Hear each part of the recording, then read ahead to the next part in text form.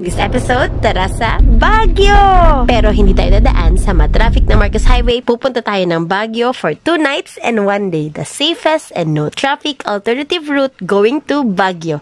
Ito yung pinili naming daan kasi wala ditong traffic. Doon sa Marcos Highway, traffic tapos pa-uphill pa. So dito, konti lang dumadaan. My classroom today, the eagle at the door!